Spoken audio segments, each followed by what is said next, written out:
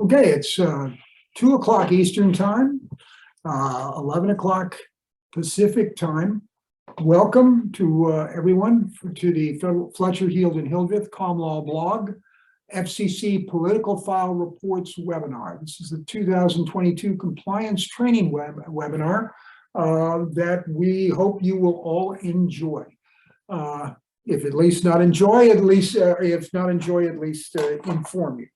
With us today are Gary Schoenman and Seema Nilsson, both from the FCC, both experienced folks that have dealt with these political file issues for probably longer than they like, and probably more deeply than they like, because, as you know, there's been dozens upon dozens of consent decrees that have been issued in this renewal cycle because people were slow on picking up how to take care of the files. My name's Matt McCormick. I'm with Fletcher, Heald and Hildreth. I'm a co-managing member here. With me is Sarah Hinkle, who is one of our associate attorneys and really an expert on webinars. I'm just here along for the ride, I guess. We really thank Gary and Seema for being with us. They're the experts. They're the people that when we turn to, when we don't know something off the top of our head, I call Seema, I call Gary. I have, and you soon will have his cell numbers, so you can call him yourself if you have a question, if you don't call us first. But let me mention that any and all statements from Seema and Gary are unofficial. They're not. They're their personal opinions. They're not the statement of the FCC. They're in a sense off the record. Of course, it's ironic because we are recording it, so it's on a record, but it's not an official statement of the commission. But let us talk about what we're going to cover today in the webinar. First of all, the basics are the political file reporting requirements. And when that comes up, when you have to put something in your political file, and whether it's a candidate ad or it's an issue ad, what issue ads need to go in your political file, what information in the issue ads have to be included in those. That you'll hear the phrase frequently, BCRA, BCRA, Bipartisan Campaign Reform Act. I'm thinking that's what it is. We'll talk about the disclosures that are required for both candidate ads and for issue ads. We'll also then talk about the consent decrees that many people have and what the obligations are with respect to those. And then we'll talk about the compliance reports that will be coming up in December's. Some in December of this year, some in December of next year. Some had them in the last December and have completed that process. Some people have multiple reports, not many anymore, but there were some. And then finally, Sarah's going to give us a lot of do's and don'ts, so sort of a summary of what needs to happen when you're taking care of your political file. And as Matt said, we're going to start with the basics. A political file has to be maintained by a station when the station receives a request to purchase broadcast time. And I think we should emphasize that begins upon the request, not necessarily when a candidate purchases the time. And it has to be a request made by or on behalf of a legally qualified candidate for public office. And, you know, those are your typical candidate ads. A candidate is a legally qualified candidate if they announce their intention to run, they qualified under the applicable laws, whether that's state, local, federal, and if they're a write-in, if they're a bona fide candidate. We've gone over these kinds of ads before and these kinds of requirements before, so we won't go too much into detail.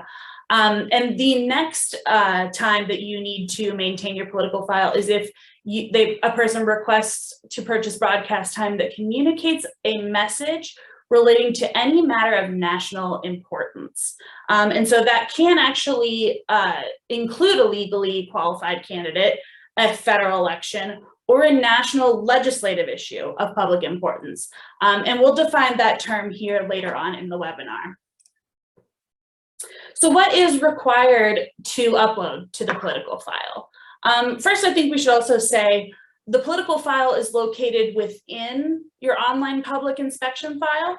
And so when we say political file or public file, it's kind of in the same area. One is just a subsection of the other. So you guys have all seen, I'm sure, the versions of the documents that the NAB produces and has made available to stations. You don't always have to use those forms themselves, but they are great examples of the kinds of information that needs to be uploaded to the political file. You know, some of the things that you need to include: whether the request was accepted or rejected, the rate charged, the dates and times that the ad was aired, the class of time, who purchased the ad, the candidate's name, the office that they're seeking. Maybe it's a committee that has requested the ad time instead of the actual candidate themselves. And then who exactly is the person that's purchasing the ad time? It could be, you know, a candidate's assistant or the committee, as we said before. Don't forget that you also need to list the CEOs, members of executive committees, or the board of directors for non-candidate issue ads as well. So let's bring in Gary and Seema for just a minute here to talk about when this is triggered. Gary, Seema, somebody comes in and says, I can help out in this area. A request is required to be uploaded when the station receives a request for the purchase of time. And we frequently get inquiries about, well, what is a request? And let me discuss that in two ways. One, what is not a request, and the other is what is a request. What is not a request? A request is not when a station gets an inquiry about, well, do you have any avails? What are the prices? It's sort of a general, what I would call a fishing expedition, where they're just kind of noodling around and trying to inquire what's out there, what have you got, and how much might it cost.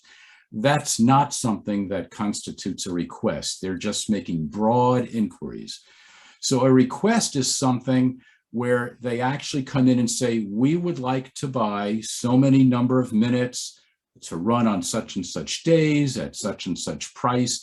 It is something that the station is capable of accepting or rejecting.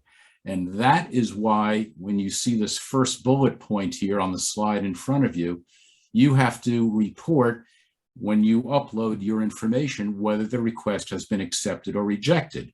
So if you receive something that's not a request, that's not something that you're capable of accepting or rejecting, then it is probably what I would characterize as a fishing expedition and not something that you need to worry about uploading. Okay. Thank you, Gary. And now, you know, we'll move on to the actual reporting requirements. So you've had your request, you know, you've filled out your documentation about what needs to be reported in your political file. And now it's time to see when do we have to do that? Information has to be uploaded within 1 business day from when the ad request was received by the station. This is really important. That 1 business day is a very important deadline. You know, obviously we skip weekends because that's not a business day. But you should be very aware of when that request was received, because that's exactly the time where that deadline starts. You know, documentation should be filed separately at each stage of the buying process as well. So when the request is made, you might not have all the information about the order. You should still upload that request when it is received, and then upload the order later when that is finalized, if that's after the 24 hours. And then when the order is complete, if there are any changes to the original order.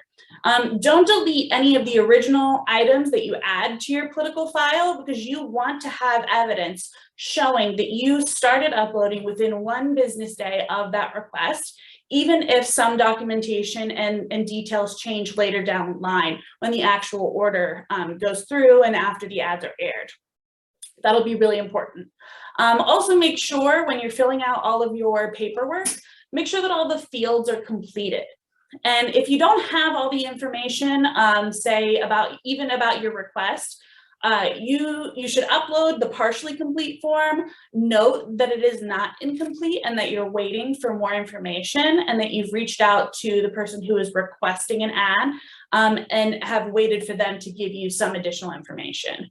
We would note that some subsequent order requests for additional times don't always need a new political form. And Gary and Seema, we were hoping you could provide some good examples of that. Well, I'm not exactly sure. You know, I wanted to add to what you were saying, Sarah. You know, sometimes a station gets in an incomplete record of information and they want to upload it, and they question whether they should upload it, you know, now or wait till they get all the information they need. And what I would advise stations to do is upload what they have within 1 business day, and then supplement that information when they get the additional information. And by supplementing, I mean supplement what they have previously uploaded, because every time you upload, the system automatically date stamps when you're uploading it, date and time.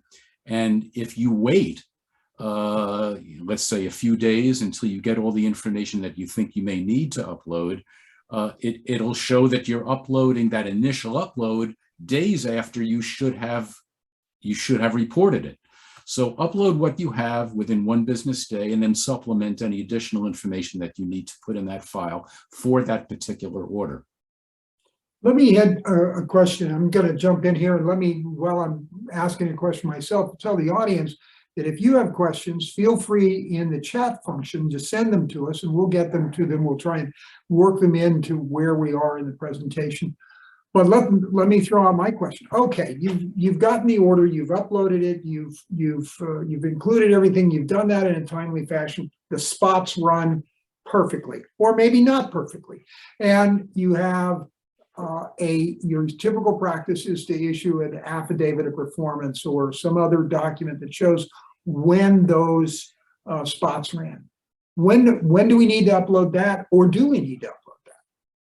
Well, you need to reconcile the file, and if there are changes when it actually ran, you want to place the public on notice, whoever's looking at your political file, with the appropriate information. So let's say you get an order for an ad to run on Monday, Wednesday, and Friday, beginning in 2 weeks.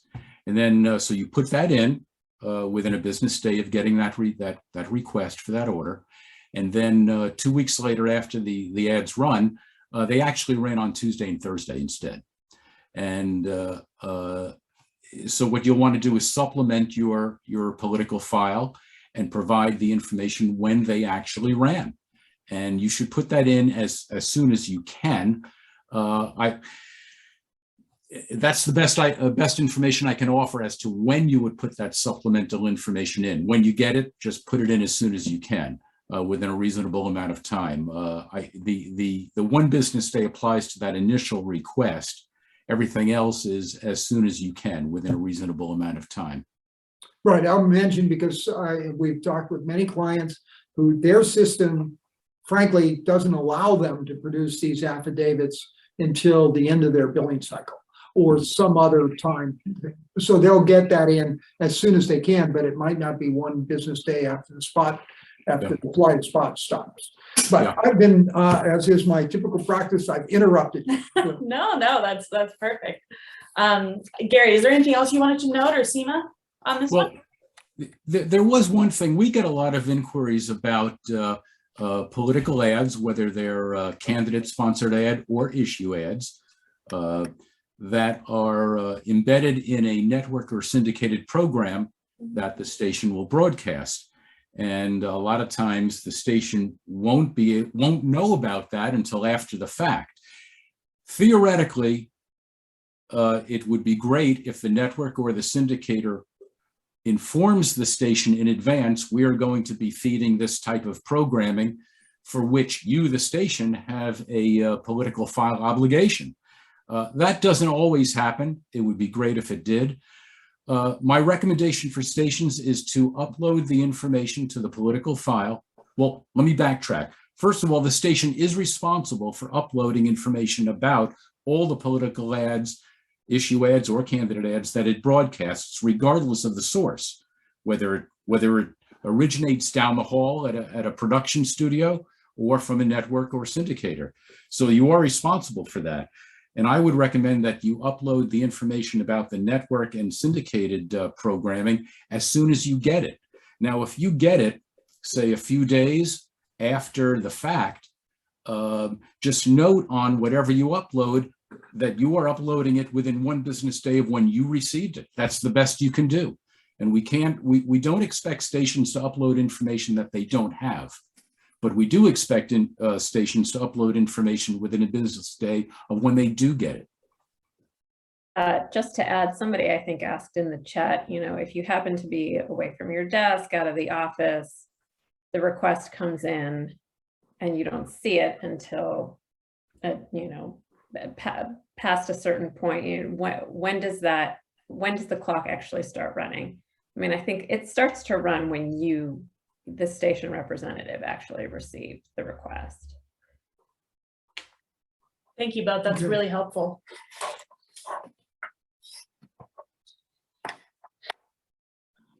Here's some other requirements for the political file that are important. The file has to be kept for 2 years. This is important for renewal cycles. More often than not, when a renewal cycle is on, that's an 8-year period. Know that your political file should just be for the last 2. All stations have to use the online file other than LPTVs. And you'll see in your political file that's in the OPIF that they're organized by year, report type, whether it's a federal election, US House, US Senate, a local election, or a non-candidate issue ad, for example. Regardless of whether you have the materials posted in your political file from before the last 2 years, you do need to keep a backup of that file. That's really important. Keep it on your website, keep it on a computer, a hard copy at a safe location. Because if there's a complaint or the issue of the FCC has any questions, then you want to be able to back up all of that information and be able to demonstrate that you complied with all of the rules that are at issue. And it makes it a lot easier for everyone else if you and for everyone that's looking at your political file to use file naming conventions and subfolders that allow users to associate your uploaded documents with the appropriate request. This especially comes into play when you have information that you are updating or something along those lines like we talked about before. That'll be very important.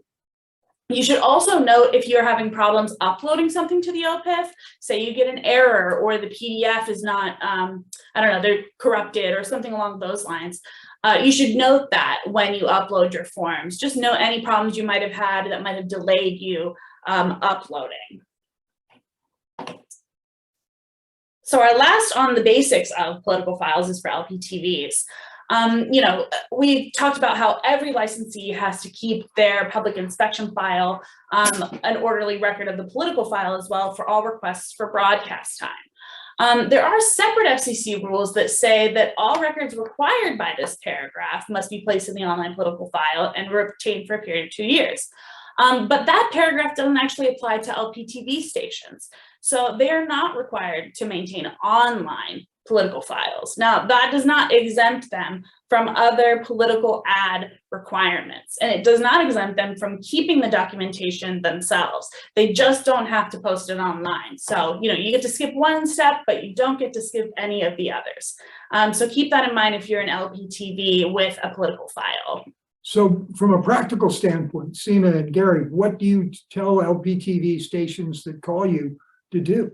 The file drawer, sometimes they don't have a main studio. What are they supposed to do? I will say there is somewhat of a disconnect in the rules with regard to political requirements for LPTV stations, something that we hope will be corrected within the near future.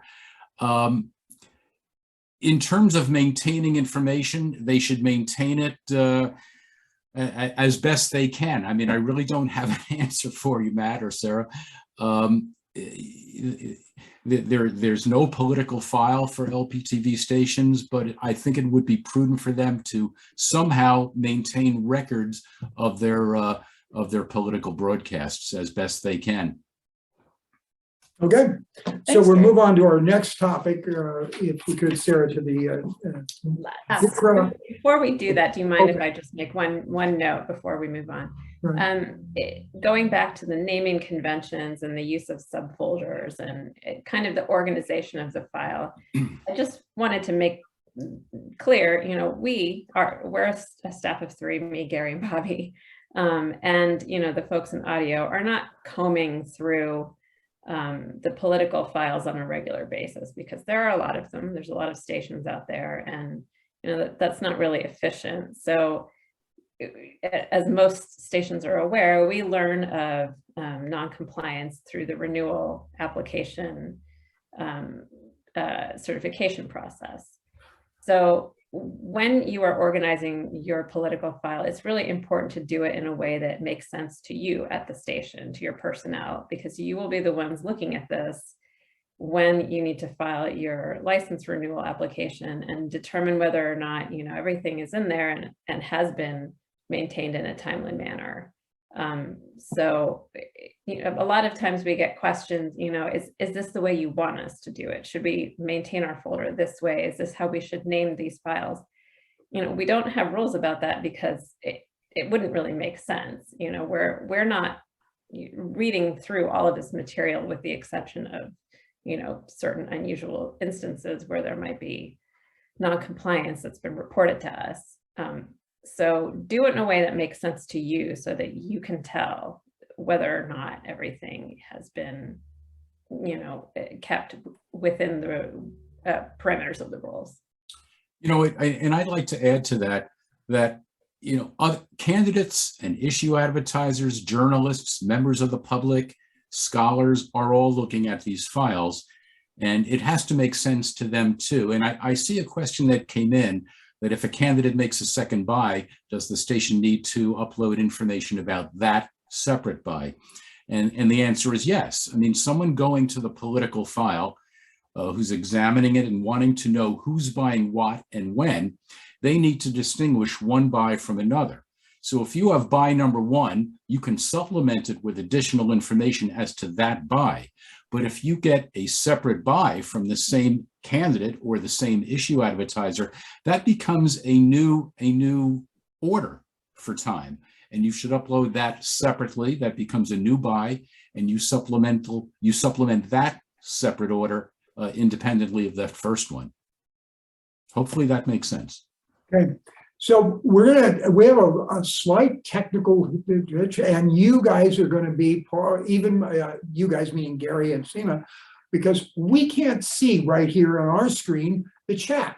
So when chats come in, we're going to kind of depend on you guys to, we're going to absolutely depend on you guys to tell us what chat questions have come in and let us know. We'll do. We're keeping an eye on them as they come in. That's great. So now we'll move and talk about BICRA and when is BICRA triggered. Little background. Bipartisan Campaign Reform Act passed in 2002. Now, one of the things it did it's an amendment to Section 315 of the Communications Act. And one of the things it did was codify the requirement that licensees upload to the public file materials regarding candidate ads. Now, the FCC had long before that required that to happen, that you had to put in your public file information about candidates ads, much of the same material that we put in now. But one of the important things that BICRA did was it added issue ads to the materials that have to be kept in the public file if that issue ad dealt with a political matter of national importance. So, and you may have seen a report and order or that came out recently. Fundamentally, that's a new report and order brought to the FCC rules the same materials that were in BICRA, basically incorporating BICRA into the FCC rules. So whether you look at the statute or you look at the rules, you'll be looking at the same information. So what does an ad communicate, and is it a matter of national importance? Yeah, some are pretty clear and easy. A legally qualified candidate, that triggers it. An election for any federal office, that would trigger it. A national legislative issue of public importance. So if it's a bill in Congress, I mean, you probably all heard them. Call your congressman and tell them to vote no on, tricycles for. Never mind. This question is, but that's a non-exhaustive list, and we're going to turn to Gary and Seema to ask them, well, what are some of the other things? What if something's not a subject of any legislation at the time being, at the particular time? Does it still trigger BICRA if it's a matter of public discussion across the nation? Well, look, this slide is dealing with issue ads, and the BICRA and now the Commission's rules require stations to upload information about issue ads that communicate messages relating to a political matter of national importance. And these 3 bullet points here, legally qualified candidate, election to federal office, or national legislative issue, those are examples that Congress provided of what constitutes a political matter of national importance. Just examples, but there may be other things that constitute political matters of national importance. Seema,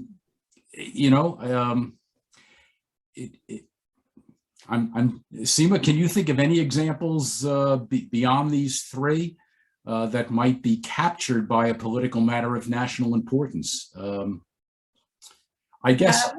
I mean, I think I remember a lot in the last couple of years, there've been a lot of ads that ran about the emergency room, although this, I don't know whether or not this amounted to full legislation or it was wrapped up in other legislation, but about emergency room fees and, other issues relating to, across the board, reforms in medical expenses. I think most of us would probably look at something like that and consider it an issue of national importance. I mean, if an issue advertiser was running an ad on your station, which talked about gun control or immigration or anything, if it is a political matter of national importance, that triggers reporting obligations.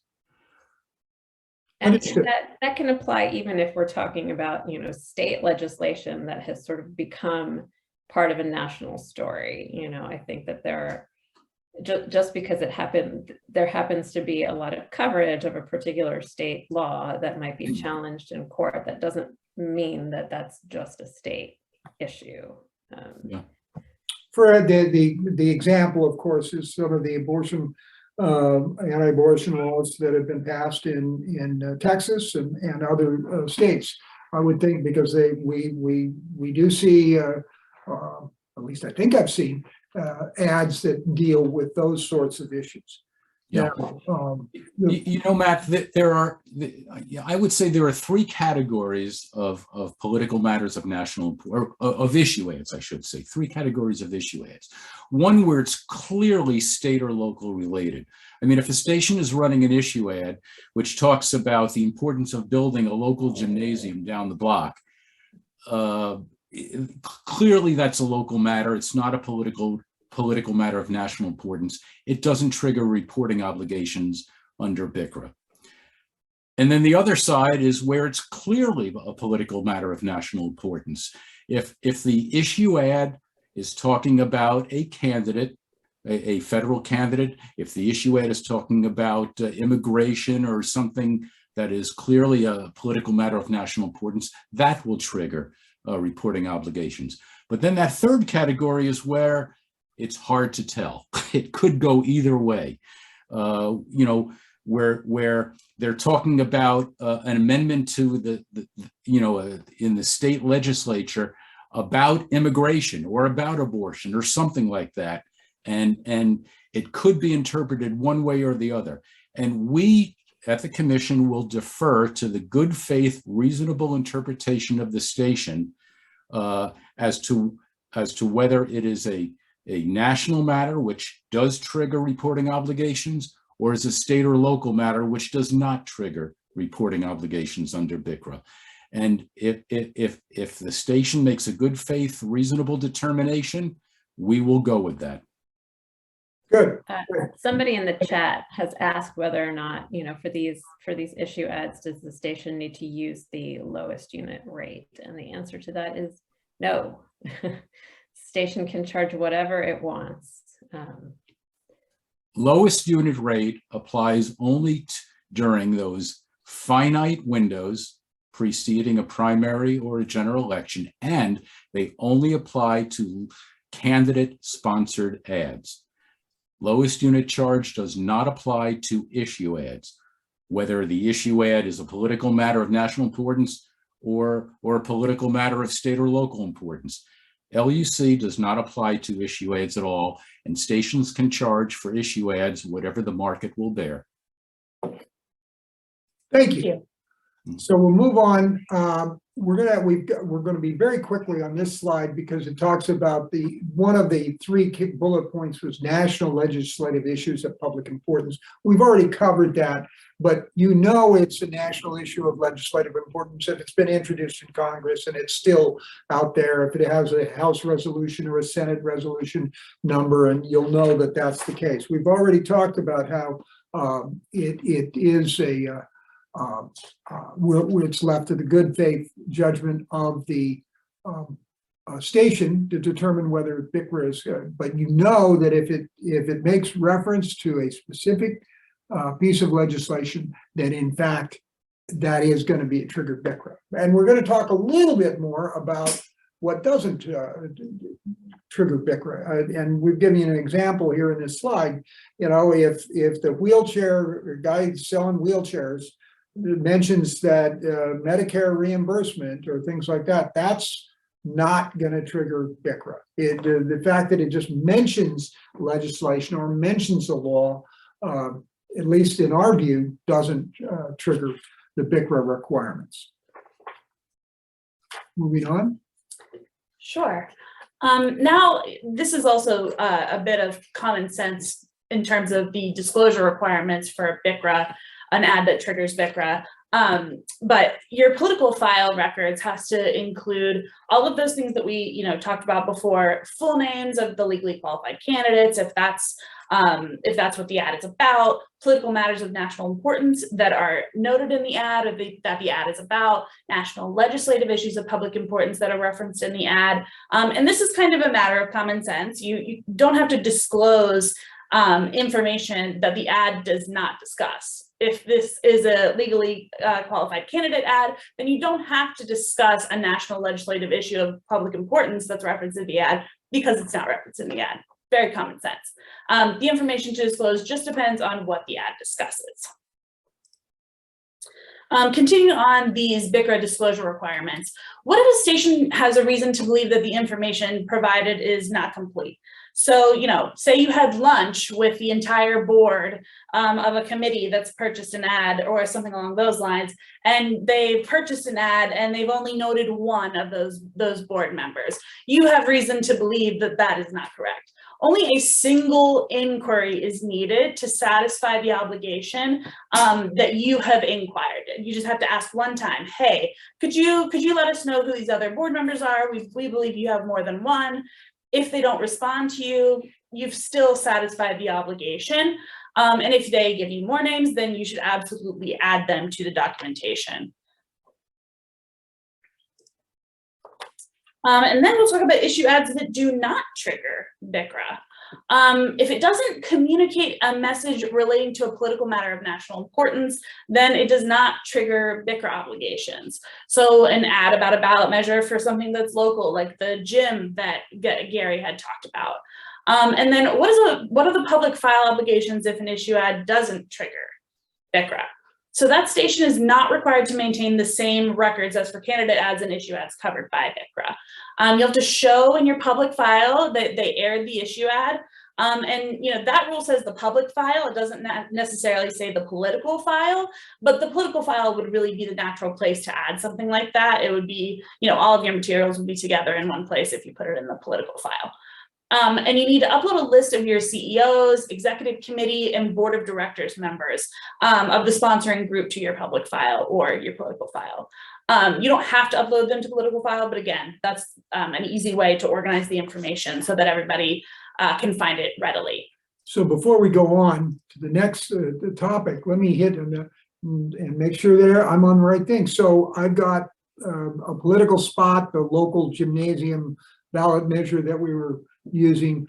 Well, I've got to put it in the information in the public file. Presumably, we'll put it in some folder in the political file, and the information about who the sponsors are, because these requirements are part of not the political file rules, but the sponsorship ID rules. But correct me if I'm wrong. You don't have to put in rates when you're dealing with a non-BICRA issue ad. That's exactly right. If you have an issue ad and you've determined that it does not communicate a message relating to a political matter of national importance, then there is this bare bones information that you have to upload regarding that state or local issue ad. And that is the list of the executives of the sponsoring entity. And that goes into the public file. Although we, as Sarah indicated, putting it into the political file somewhere would make more sense. And the reason why it's unclear really where to put it is because the requirement to upload information about a state or local issue ads, the bare bones information about the chief executive officers and leaders of the sponsoring entity, that's in the, as Matt indicated, that's in the sponsorship ID rules, section 73.12.12e. So, and that just says upload it to the public file. But if someone wanted to find the information, the most logical place they'd go to look for it, I think, would be the political file. So before we move on to our next topic, Seema and Gary, are there any other chat questions that we should pick up? Yeah, there were a couple asking, what about ads that endorse a particular candidate but aren't paid for by the candidate? Correct me if I'm wrong, Gary, but those are issue ads. Those are not candidate ads. If they are not paid for by the candidate or the candidate's official committee, even if they, say we are the friends of so-and-so, it's an issue ad. We also, a question came in here and it reflects several questions we've received over the phone about franking.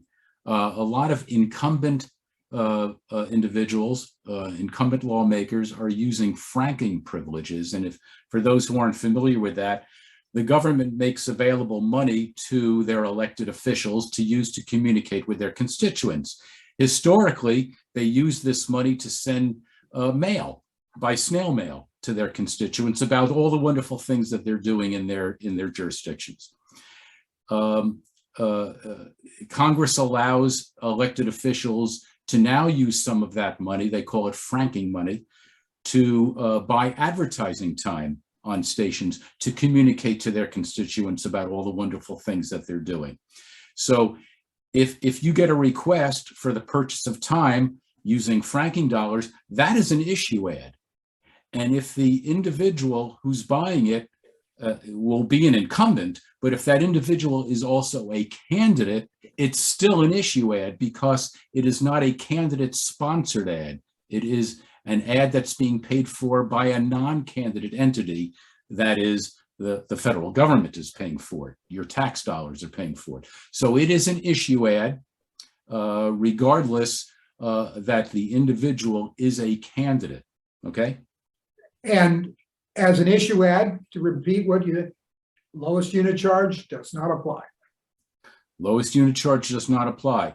Now, if the incumbent is a candidate and appears in the ad, that would be a use, and that could trigger equal opportunities.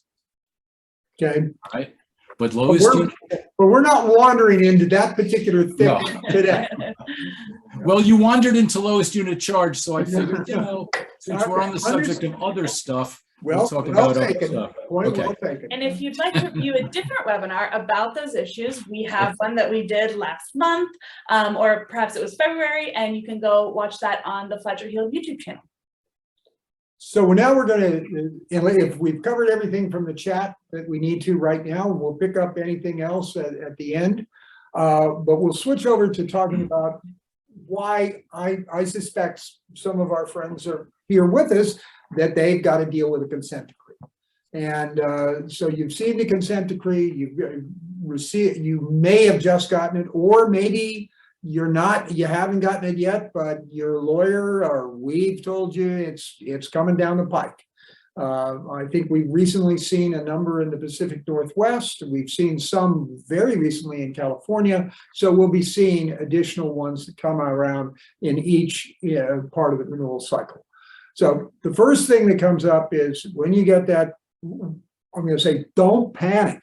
I've had people call it that they were concerned, am I going to lose my license? You're not going to lose your license. You're going to lose a little time. You're going to have to spend a little energy to comply with this, but you're not going to lose your license.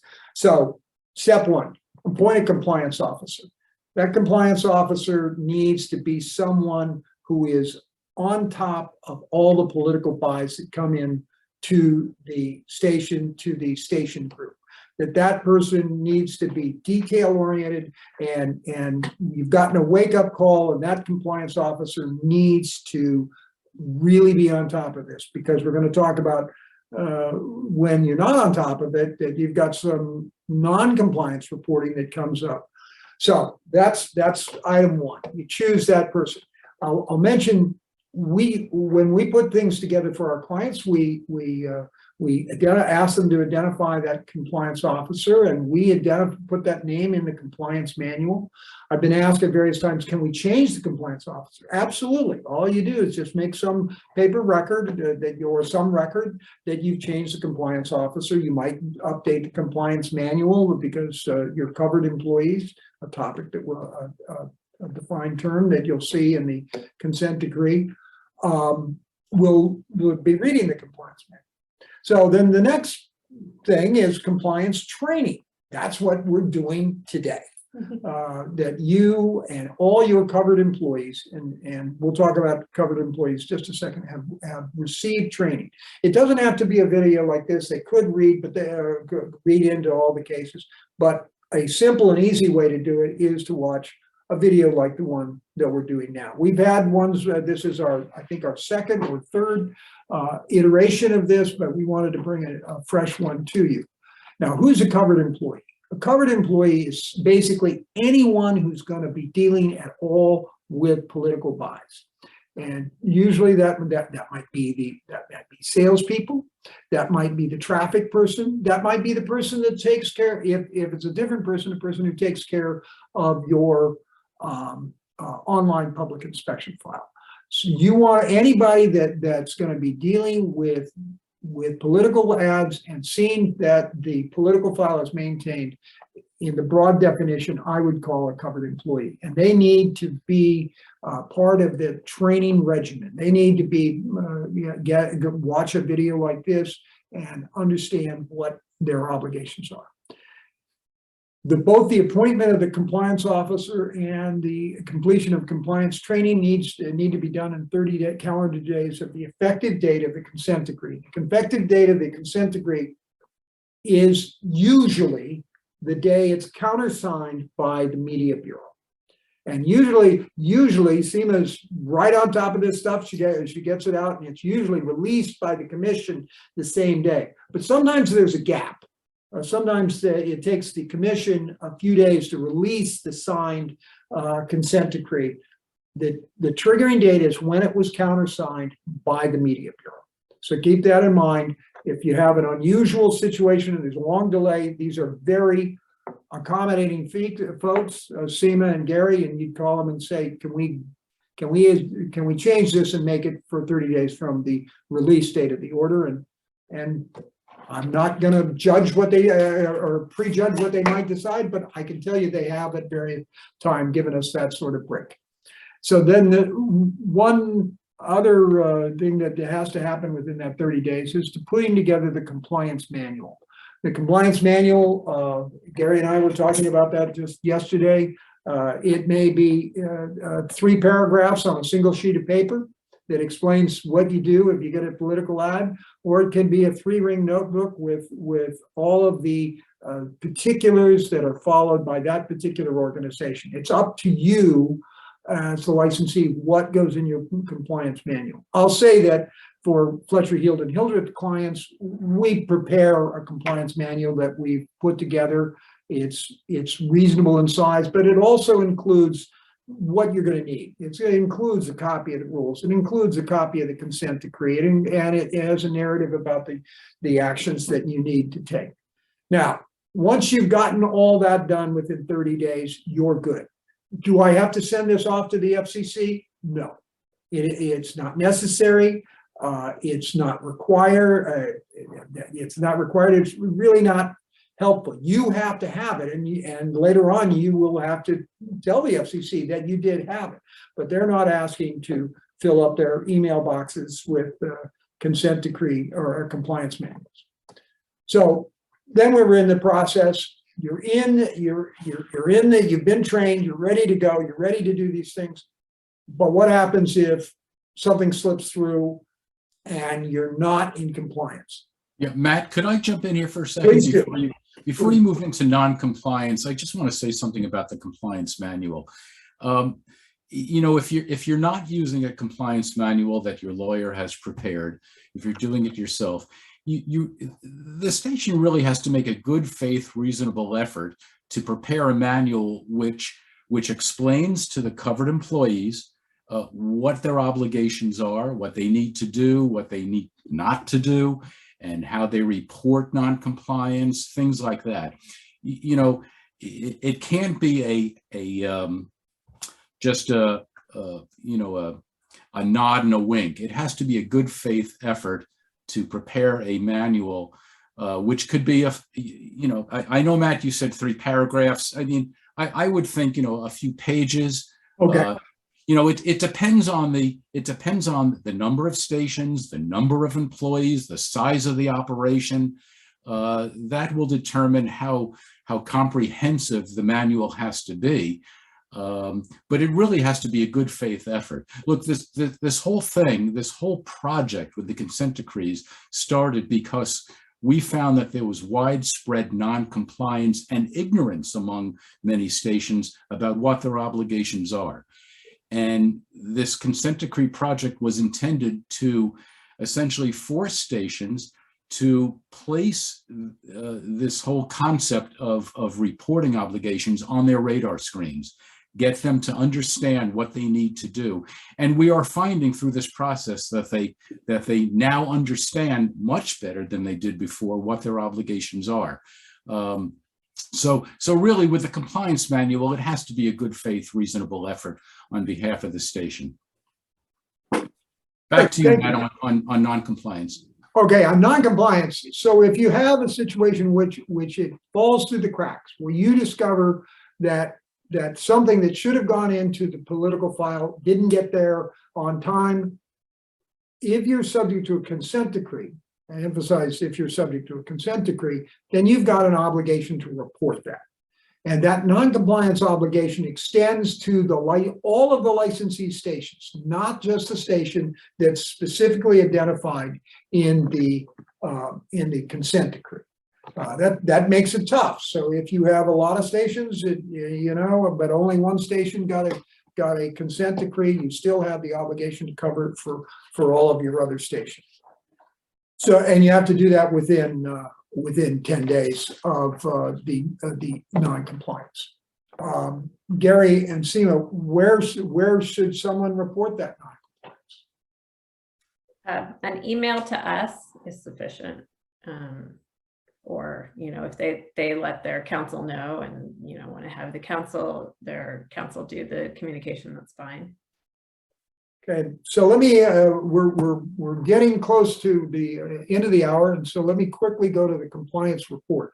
Now, if you've got a consent decree, you'll notice in that there's an obligation to do the compliance report. There's also a spreadsheet that you have that you'll need to fill out for a limited period of time. It's not for the entire periods from the consent decree. It's for a limited period of time.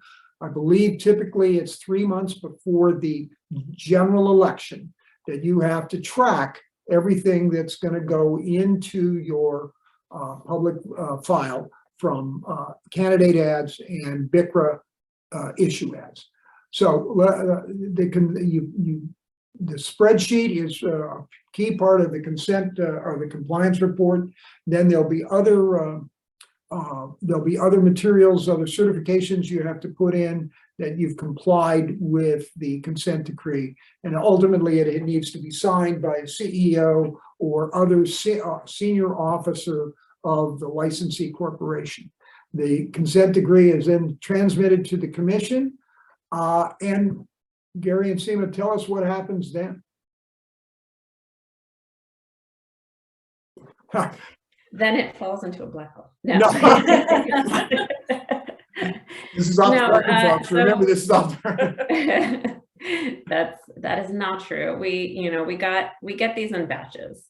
So you probably will feel like you send it to us and you don't hear anything and you sort of wonder, what was the point of this exercise? We are looking at them, and if you don't hear from us, it's because we haven't uncovered any issues.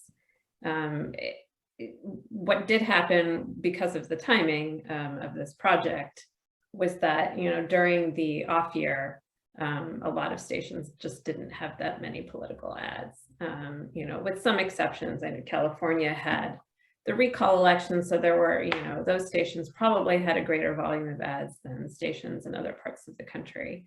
When there were fewer ads, there were just fewer opportunities, I think, for stations to perhaps run into issues or even, upload anything. So we're expecting to see more, just a greater volume of ad reporting in the batch of consent decrees we received for this year after the general. Also, I saw a couple of questions in the chat that seemed like they would be appropriate to answer now. I think that you have some folks in the audience who didn't get a consent decree at all, so they're a little confused about all of this. If you didn't get one, you don't have to do any of this. I mean, it's probably a best practice to have somebody in your, at your station who is in charge of compliance, and with small staff, you'll have someone who wears numerous hats. And we understand that, you're not going to necessarily be able to hire somebody and have that be their only duty. So it's fine if, your senior sales person is also your compliance officer, as long as they can certify truthfully that they are aware of the fulfillment of the requirements.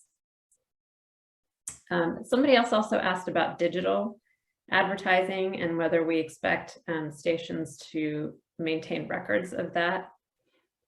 We regulate the broadcast ads.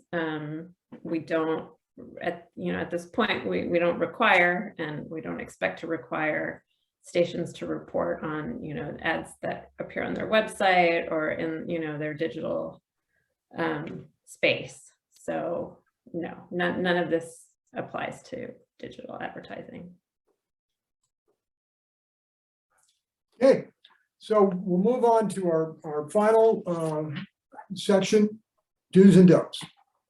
This will be a good couple of slides to refer back to if you have some general questions and you can't quite remember what we discussed today.